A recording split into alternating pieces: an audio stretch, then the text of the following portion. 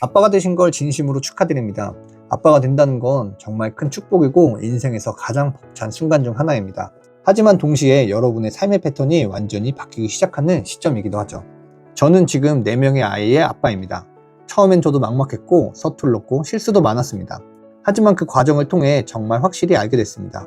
아이가 태어났다는 이유만으로 자연스럽게 좋은 아빠가 되는 건 아니라는 것을요.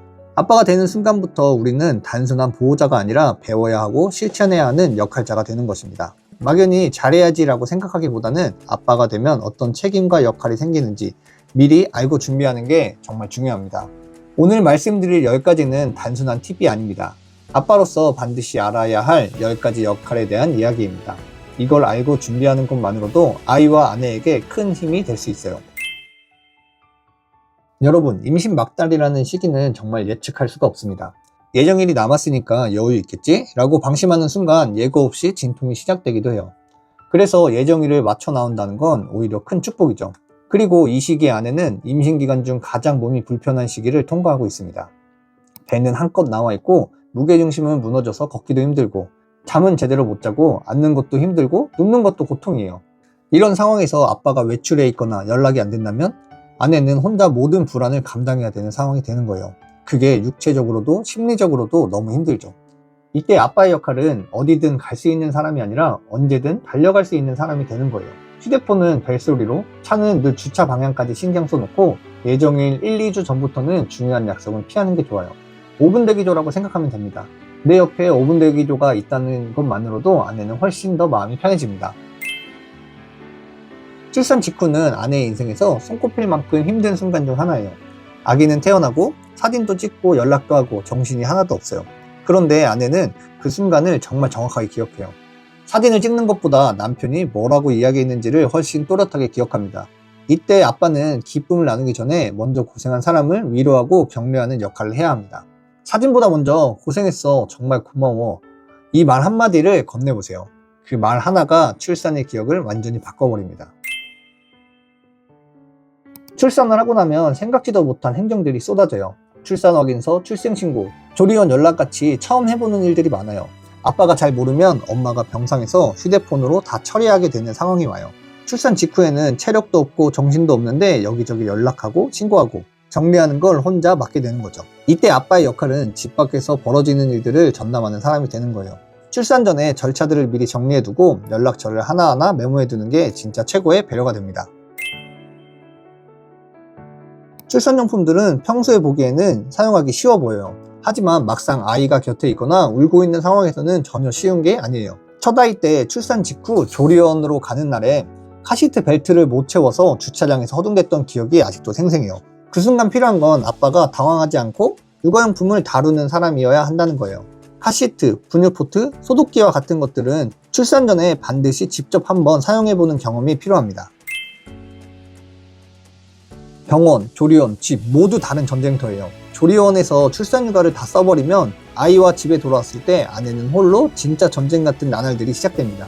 집으로 돌아와서 아내가 혼자 아이를 마주해야 하는 시간을 대비하는 사람입니다. 병원에서는 함께 있고 조리원에서는 출퇴근하면서 아내와 호흡을 맞추고 집에 돌아온 뒤에는 남은 휴가를 쓰는 게 훨씬 현명합니다. 아내는 출산하자마자 회복되지 않은 몸으로 일상생활을 다시 시작해야 해요.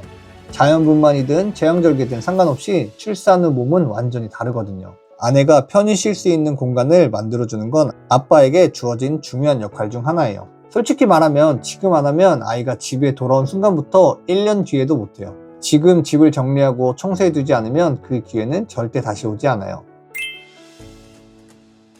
육아는 사실 누구에게 배워도 쉽지 않아요. 엄마도 초보라는 점을 기억해야 해요. 엄마에게 육아를 배운다는 건 면허를 딴 지 이틀 된 사람에게 운전을 배우는 것과 같아요. 이 시기에 아빠의 역할은 아내에게 묻는 사람이 아니라 전문가에게 배우는 사람이에요. 산후도우미에게 아이 돌보는 방법을 배우면 기술도 남고 부부 사이 잔소리도 확 줄어들어요. 이건 정말 경험해봐야 알아요.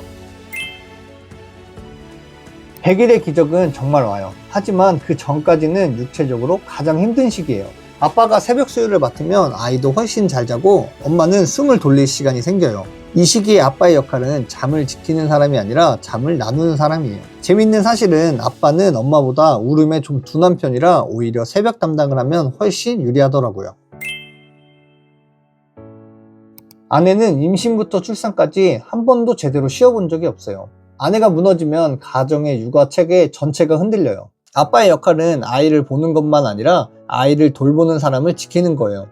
숨 쉴 시간을 만들어주는 사람, 그 사람은 오직 아빠밖에 없어요. 아이가 낮잠 자는 시간을 통해서라도 아내의 외출 시간을 보장해줘야 합니다.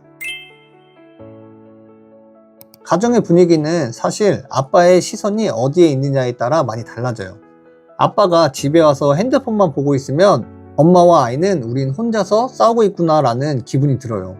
퇴근 후 아빠의 역할은 같은 공간에 있는 것이 아니라 같은 상황에 있는 거예요.